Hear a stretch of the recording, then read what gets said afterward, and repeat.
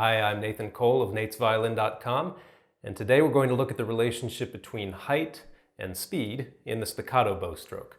So let me give you an idea of what I mean.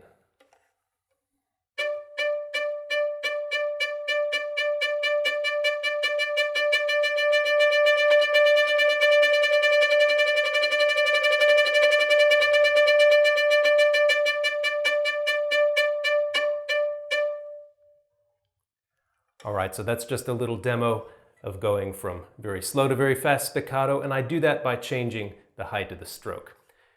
Now, in order to master spiccato, you have to have all of those speeds ready at a moment's notice so that you can use them whenever they come up in pieces. And that can be frustrating, I know, to a lot of violinists because either you feel like you only have one good speed for your spiccato, or perhaps you've just gotten so tied up and frustrated with the whole thing that you forget you even have one good speed. Now the fact is that just about anyone can play a spiccato if they're letting the bow fall onto the string, like this.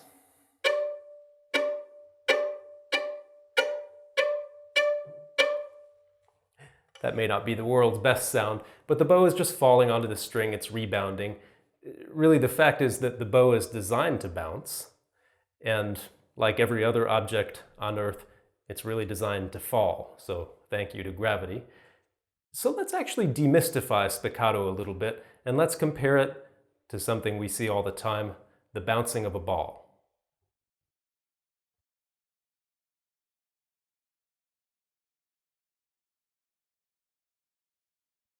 So you saw that as the ball bounced lower, the bounces also got faster, and I know that's not going to be a surprise to anybody who's ever seen a ball bounce before. But that really is the simple rule to understand, the relationship to understand with the spiccato stroke. The speed or the tempo of the spiccato is going to determine how high your bounce is. Faster tempo, lower bounce. So let's go back to that opening demo that I did and take a closer look.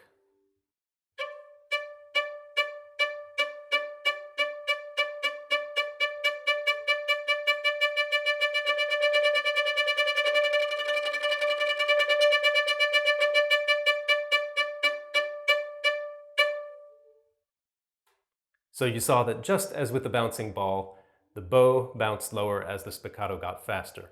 And that's not true just for us as violinists. Let's take a trip far, far away. Well, it's only a few miles for me, probably a few more miles for you, to the Hollywood Bowl, where we're going to visit with the principal timpanist of the LA Phil, Joe Pereira. And he's going to show us that the exact same thing is true for percussion as well. So away to the Hollywood Bowl we go.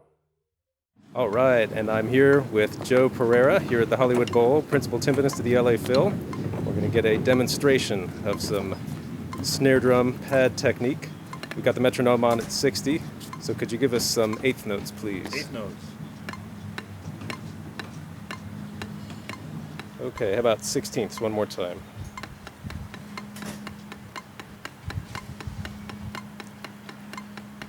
Okay, and then some 30 seconds.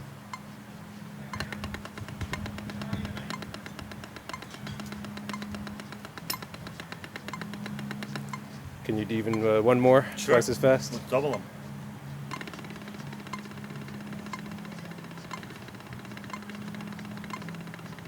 All right, Joe Pereira, thank you so much for demonstrating the proper bouncing technique. You're welcome. All right, thank you, Joe Pereira. I love when someone else makes my point for me, and on a different instrument. So, how can you start to master spiccato in all the different speeds? Step one is to get a metronome, or perhaps an app on a smartphone. So I've got my trusty metronome app here. There's 60. Now, what you want to do, turn off the metronome, find one good speed, your sort of default speed with spiccato. Again, it's going to be a speed where you're just letting the bow bounce and rebound. You can do it on an open string, that's the easiest thing.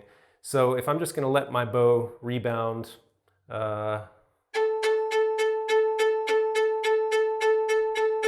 something like that, that's very easy, very confident for me, that feels natural. So I'm going to find what that speed is on the metronome. Now it doesn't matter if you're counting 2 spiccato notes per beat or 3 or 4 or whatever, but Let's see how close I am to that 60.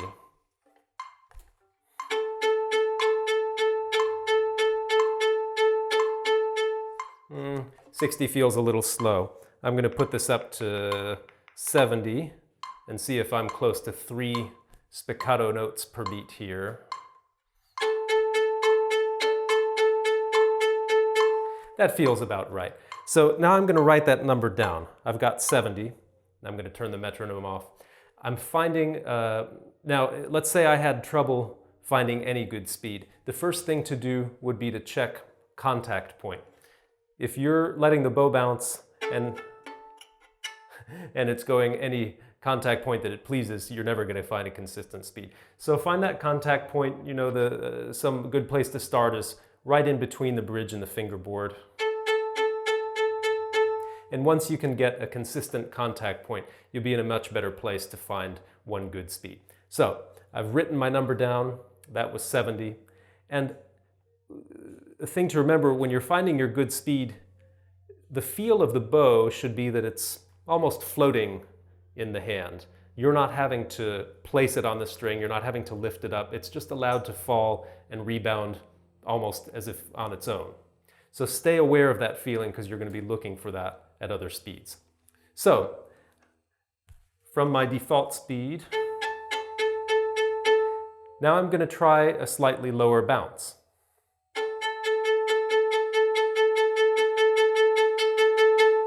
And if all's well, it's going to be faster. And now my task is to find what that new speed is. So here's my new lower bounce. So I'm going to keep, since I did 3 beats, 3 notes per beat before at 70, I'm going to keep that same idea. Let's see, if I put it up to 88, let's see if that's close.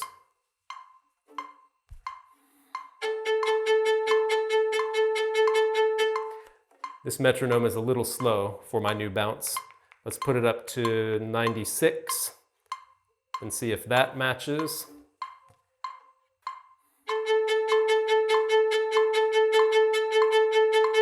Still a little slow, isn't it? So this is trial and error. Let's try 100.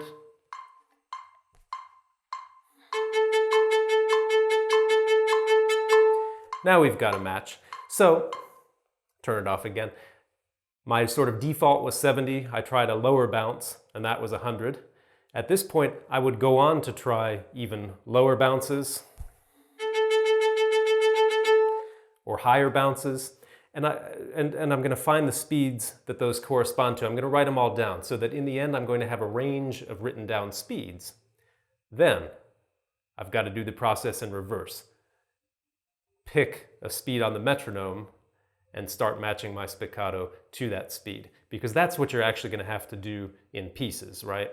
You're going along at a certain tempo, then boom, you've got spiccato. So, since 70 was one of my speeds, well, that was my default actually, I'm going to put the metronome on and I'm going to practice starting my spiccato right on that speed, which means finding my height. I was doing 3 notes per beat. And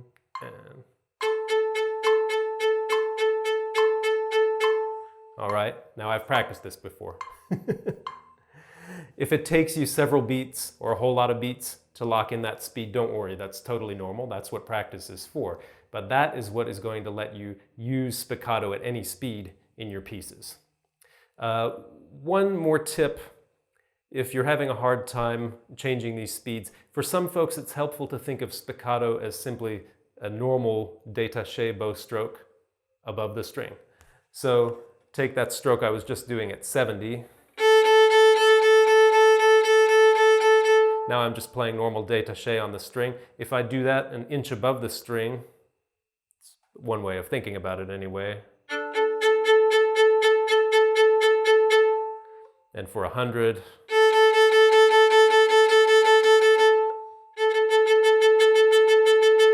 that helps some people find the stroke if they couldn't find it otherwise.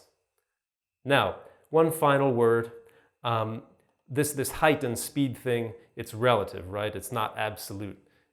Different players, different bows, and different types of spiccato sound may all use different heights. So the exact height for you is not going to be the exact height for someone else.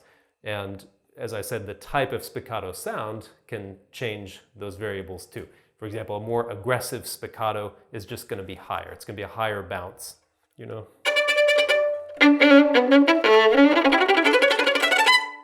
That's a higher bounce than I would have used compared to my demos before. But for any kind of spiccato sound, the height is always going to be relative to the speed. So that's something to keep in mind. All right, I hope you've enjoyed this demo of the relationship between height and speed in the spiccato. I urge you to follow those steps, starting with taking out your trusty metronome and start developing your range of spiccato speeds so that you can use them in pieces. And go to natesviolin.com. You can even click the little information link in this video. Download my practice guide, because that'll show you how to pick up all kinds of new skills and incorporate them in your practicing and to have them stick from day to day. So as always, I'll see you next time, natesviolin.com.